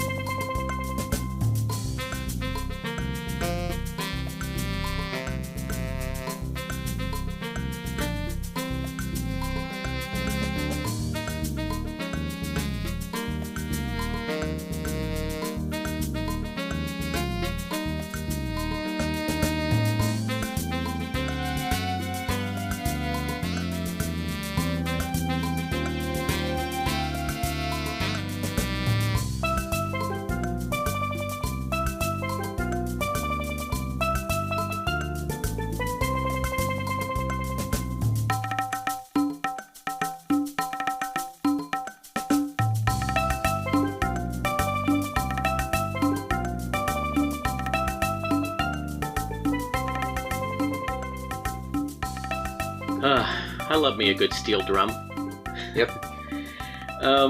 Koji Kondo, yet again, did something that he started in Mario World and continued in Mario 64, and that is he wrote a motif and then played on that motif in all of the other levels and just kind of redid it for those levels. I think that Super Mario World still may be the best example of that. Mario 64, though, the way that he used the Bob-omb Battlefield, not just in the snow levels, but also in stuff like the slider, is really cool. But in this one, the you know, that's reused. And here, I think it's he does this thing where he picks the perfect instruments, but also the perfect arrangement, you know, tempo-wise and everything, for the area that the game is in, or that the song is in. Koji Kondo is the preeminent video game composer because he knows how to write music that really fits where it is in the game. You can't just take a Koji Kondo song and plug it on top of another Koji Kondo level, because it's part of the game design, and that's what I think is really so cool about his style. Talk to me about Mario Sunshine. Why is it on this list if we're talking about how janky it is? Because it's nostalgic, and it's also actually good. It is. It is. It's funny, I have had notes written on almost all of the other tracks, just stuff that I wanted to talk about. This was composed in 2002 for the GameCube, developed and published, of course, by Nintendo, as all Mario games have been, if you don't count the Mario and Sonic games. Which, who does? They're not Mario games. They're pretty good, but they're not Mario games. The only notes I have written down for this song are Kondo. Koji Kondo. I mean, that's all you need to say. So, in this game, for anyone who does not know, Mario is on a tropical island. He's on vacation with Peach and some of her royal court, and they land, and of course Peach gets kidnapped. And Mario, in his short sleeves, and with an invention made by the now famous Dr. E. Gadd, who we first saw in Luigi's Mansion, the inventor of the Poltergust, Mario has his invention called FLUDD, which I don't remember what the acronym stands for, but it's FLUDD, which stands for something.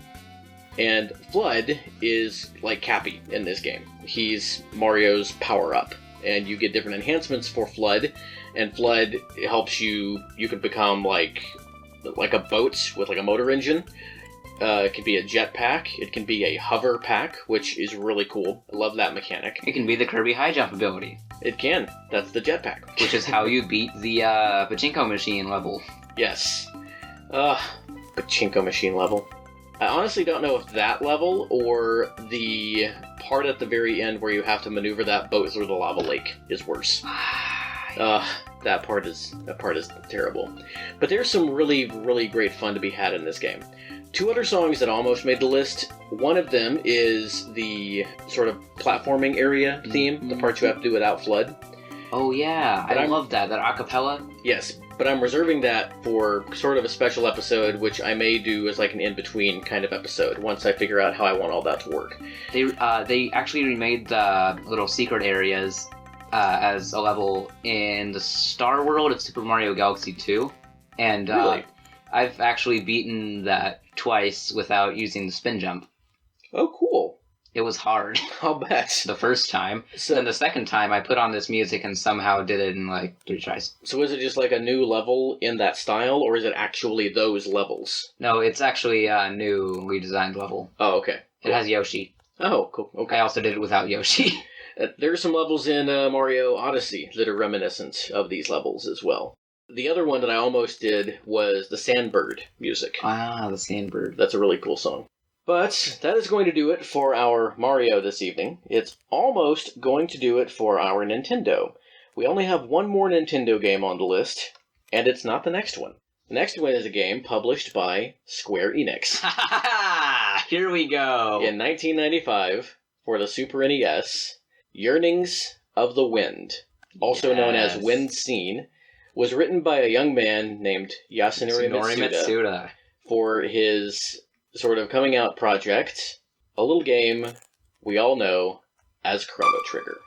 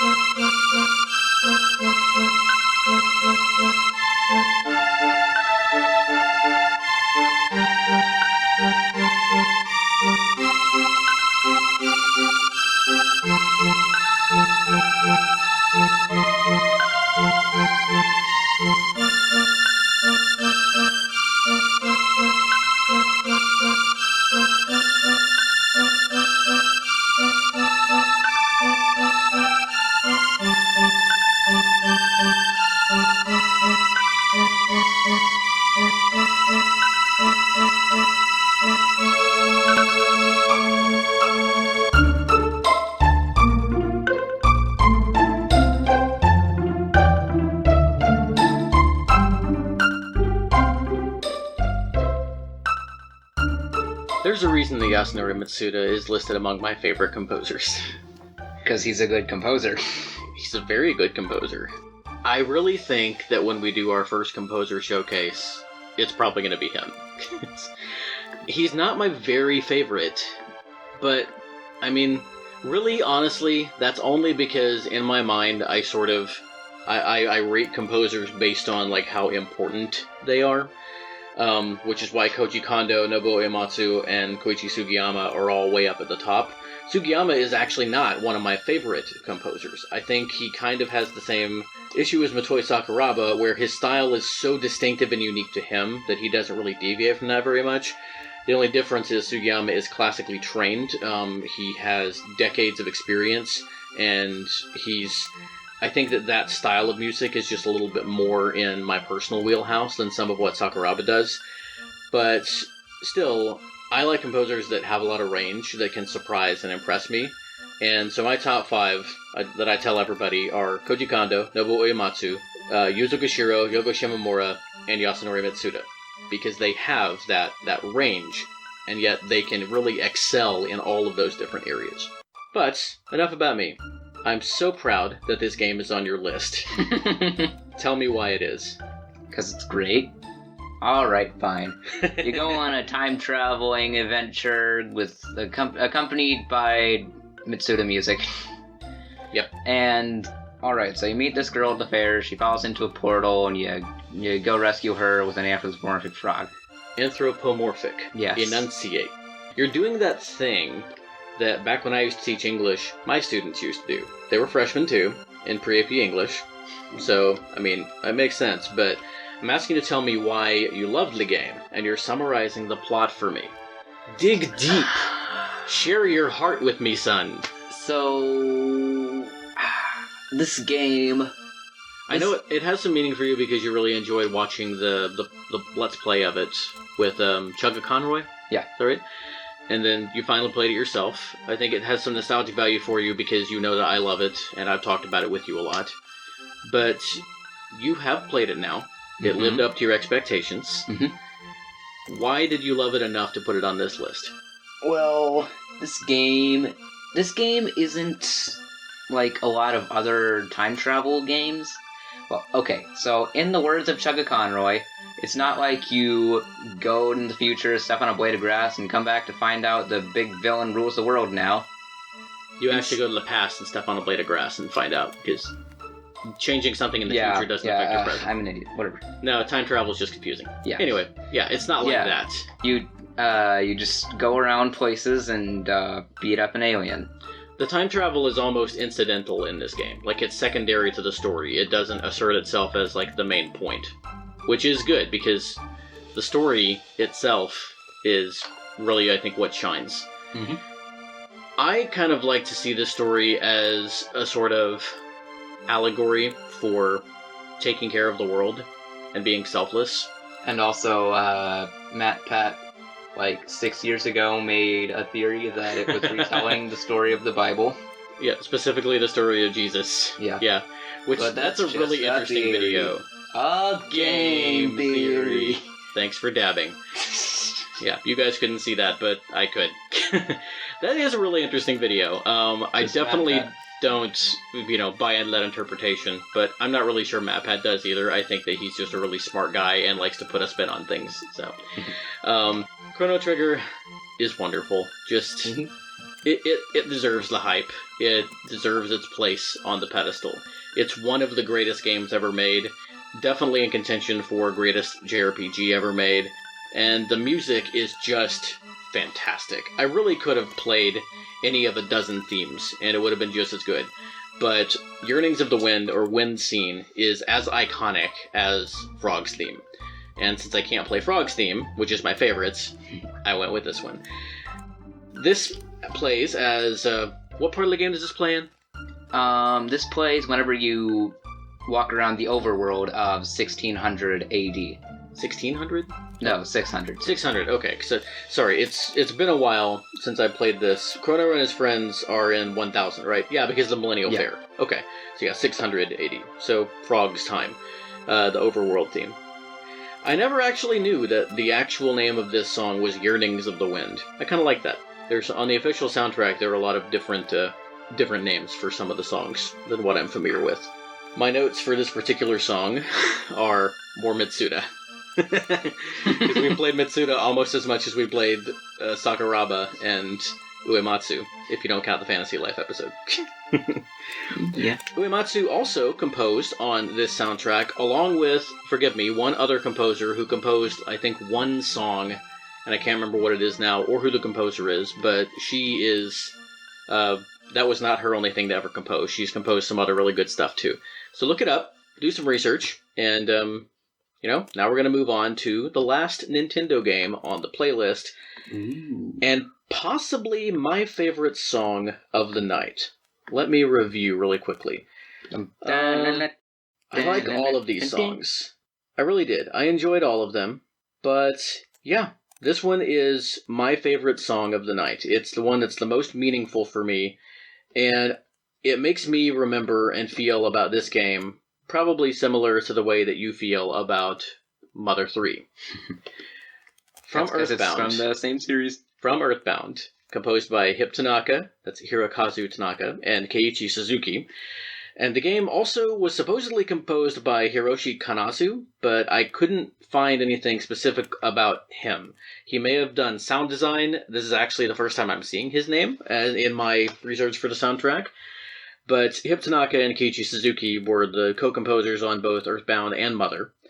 The game was developed by HAL Laboratories and published by Nintendo in 1994 for the Super NES. And my personal favorite theme from this game, do you know what it is, Shootkapow?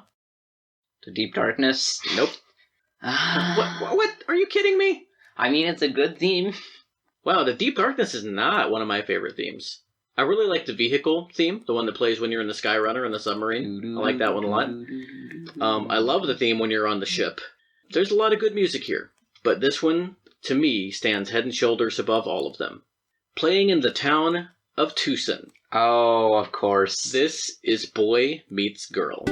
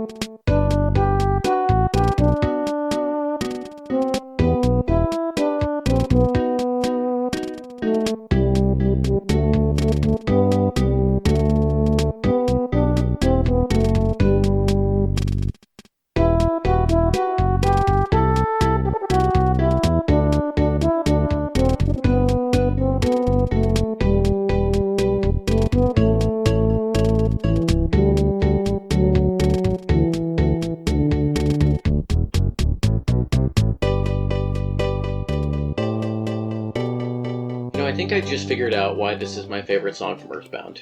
The style is really reminiscent of a song that I was humming the other night by Weird Al, called The Good Old Days, which in turn is a style parody of an artist called James Taylor, who you probably have never heard of before, because we don't listen to a lot of popular music in the house, but who a lot of our listeners will be familiar with. I wouldn't call myself a huge James Taylor fan. I do like a lot of his songs, but I am definitely a fan of that style of Americana music. It's sort of somewhere between folk and pop. It's definitely sort of a mainstream style, but it's all this kind of music. I feel like if I played The Good Old Days for you, you would hear what I'm talking about. But it makes me feel good. I just love this theme. Like, this theme is nostalgia for me. This theme is the musical embodiment of the feeling of nostalgia. Everybody gangsta till the plants start walking. Yeah, Shootkapow and I were admiring the YouTube comments on the video, which was posted on the channel SNES MD16-OST. So if y'all want to see some of these cool comments, you should take a look at that. Yeah, that was probably our favorite, though. Everybody gangsta till the plant starts walking. Which also kind of sums up the whole mother feeling. Yep. Tell me about why you love Earthbound so much. You just recently finished another playthrough of this game, right? No, I'm in the process of finishing it. Yeah. Are you in the Deep Darkness right now? No, I actually just came out of the Scaraba Pyramid. Oh, okay. So you're almost in the Deep Darkness. And I'm completely out of... Well, not completely. I'm almost completely out of PSI. Oh, yay. Well, there's a butterfly area at the beginning of the Deep Darkness, I think. Or you could just teleport home to one and go eat some poop. Yeah, but then I'd have to... Well, is that what you named your favorite food? Poop? In my first playthrough. Ah, what did you name it in this one? Steak. Oh, you just left it? Yeah. Okay, cool. But then I named my favorite thing PSI. So now I use PSI. Yep. And in my next playthrough, I'm going to name everything after the Mother 3 items. Oh, that's funny. That's cool. When I did it, I named Ness my name, my first name. Okay. I named Paula after the girl I had a crush on at the time. And then Jeff and Pooh were named after two of my friends, one of whom looks almost exactly like Jeff, which is really interesting. And the other one didn't look anything like Pooh, but he knew karate, so yeah, that's how I named him that. And then on my second playthrough, I used the same names, but I put them all backwards. So, but then I started just leaving them all, because by that time I knew Ness as Ness, probably because of Smash.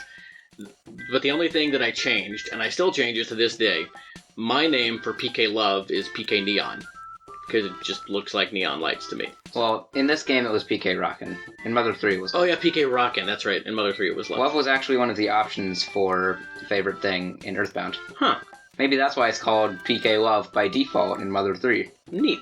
And they still haven't localized it. Is your dog's name King? Yeah. So you left everything except for the PK? Yeah. Okay. In my next playthrough I'm going to name him Boney. Boney, nice. Yes. All right. You're going to name Pooh Duster? And Paula Kumatora? Yep. And I don't know what I'm going to name Jeff. Klaus! Oh, yeah. Yeah. Yeah. We just did it! Yay! My turn this time. Okay, so we have left the world of Nintendo, and we have almost left the podcast for the evening. For those of y'all who haven't been keeping score, when I first made this playlist, it was just kind of a bunch of songs in random order. I didn't try to ask Shootkapow to rank his top 15 games, because I'm not going to be able to rank mine. I have given him my top 15 games for the episode that we're doing next week, which is going to be Shootcapow's favorite songs, or some of Shootcapow's favorite songs from some of my favorite games. And I personally can't wait to hear what he's going to have for us. I keep saying next week, and it's going to be in 2 weeks. Even with the extra time that we've had from the quarantine, I still don't feel like I could necessarily commit to doing this every week. I think if I knew the audience was there for it, I would. So you guys, let us know. If you would like to have more episodes more often, if you'd like to make this a weekly thing, let us know. I personally am kind of glad right now for my every other week podcast because I don't have as much time as I used to for listening to podcasts, and I listen to a lot of them. So if you like this being every 2 weeks, especially since we run kind of long sometimes, let us know that as well. You can comment in the YouTubes, or if you're listening on Apple Podcasts or Spotify or Stitcher, then you can send us an email at verygoodmusicvgm@gmail.com. I've actually been missing the fan interaction, so I came up with a way that we can hear from you, 2 ways actually, in the coming months. This episode is going to be dropping at the beginning of June. Shootkapow and I have decided that our seasons are going to be 6 months long, and at least right now that means that they're 12 episodes long. But our final episode of the season is actually going to be a 2-parter. And Shootkapow, what is that episode going to be? Mega Man. Mega Man what? 2 versus 3. Yes. Shootkapow and I have gone down the list of Robot Masters and decided how we were going to pair them against each other for this episode that we have been teasing for a while. We decided not to limit it to just 8 Robot Masters, which all by itself is 16 songs, but also to include some of the other tunes from other parts of the game, which is why this turned into a 2-part episode. So we're going to be launching those 2 episodes 1 week apart from each other to close out the season. But I am also going to be dropping a special 13th episode in between seasons that I want to come just from you all, the fans. We will have another announcement coming up a little bit closer to the end of the season that is going to, I think, also do something for some, fan interaction of the show. But I really want to hear from you guys.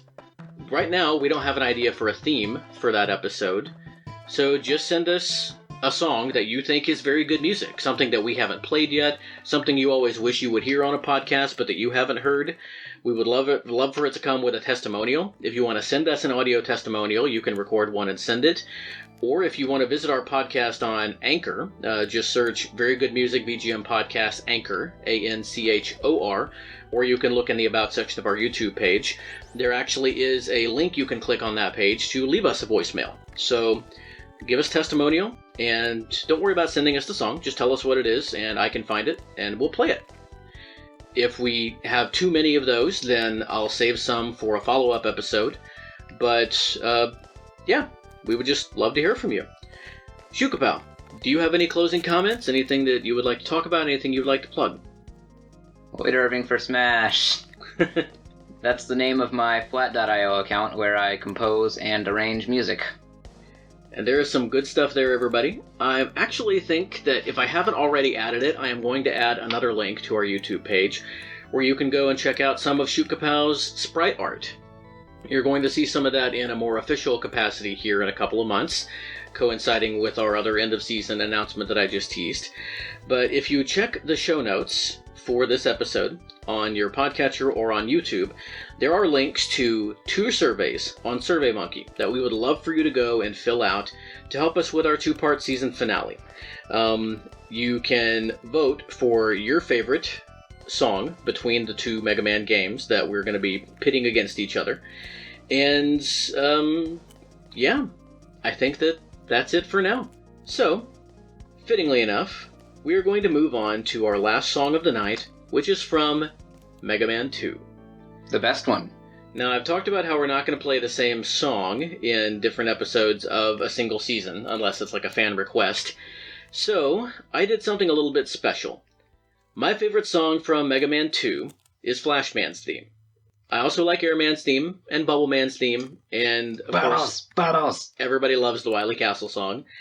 But Flashman holds a special place in my heart, and a lot of that is because of this particular arrangement, which is by a YouTube remixer who goes by the name of My New Soundtrack. Ah, yes. This original theme was composed by Takashi Tateishi. This game was developed and published by Capcom in 1988 for the NES, which we'll be talking about a lot more in depth in a couple of months. But I wanted to spotlight some music by My New Soundtrack because he really is one of my favorite VGM arrangers. He's also a decent composer in his own right.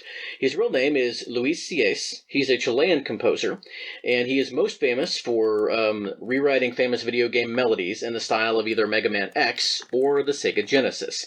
He's also the composer of Undertale Yellow, a fan game, and the unreleased game Neon. I will link to his work in the show notes. please check him out. You can buy his stuff on Bandcamp. I actually bought Mega Man 2X, which is the album this came from. And, yeah, I think that's going to close us out for the night. Please enjoy Flashman, Mega Man X style, from my new soundtrack.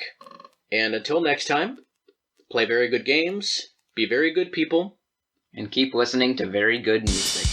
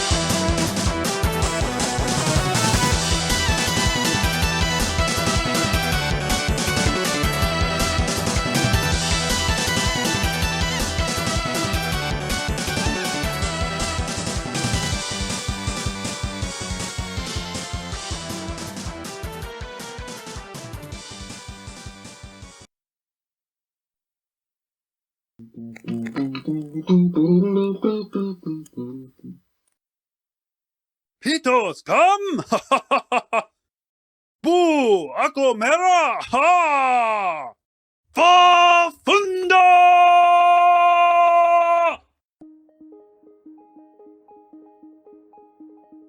What did I say we would play under the blooper reel? I've forgotten. I think it was something from one of your favorite games that we didn't pick. And we'll go back in the audio. Well, if I don't figure it out, or if I change my mind, then maybe I'll play Cat under the blooper reel. I think that would be appropriate. I was kind of surprised Smash Flash 2 wasn't on this list. Maybe we can put something from that over the blooper reel. Oh yeah, let's put the let's put that new Dual Zone thing. Okay, sounds good. I can hear your keystrokes. So after you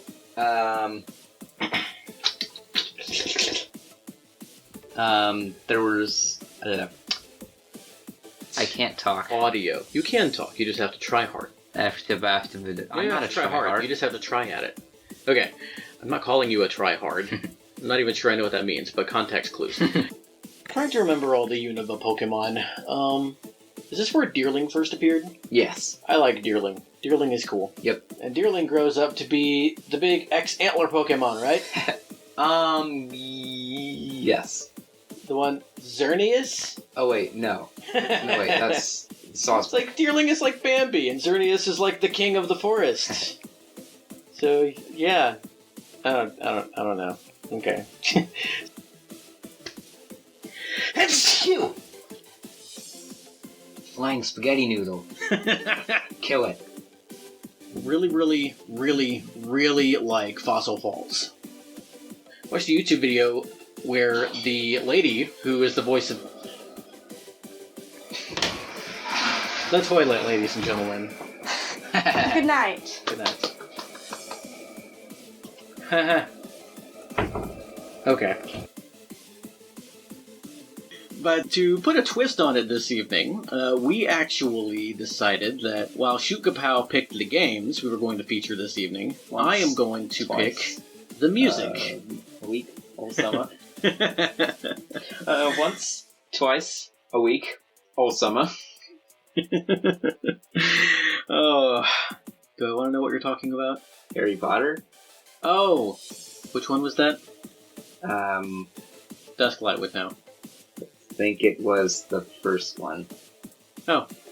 About Percy being a prefect and all that. Oh. Maybe the third one was I think. Head Boy. Yeah, third one was Head Boy. Might be the second one. Because he goes to the burrow in the second one. Oh wait, no, it was at the bar, I think. Okay. The Leaky Cauldron. It was probably the third one. Yeah, probably. Anyway, this is grade A VGM material right here, man. Doma, doma, doma, doma, doma! Mera, mera, ako!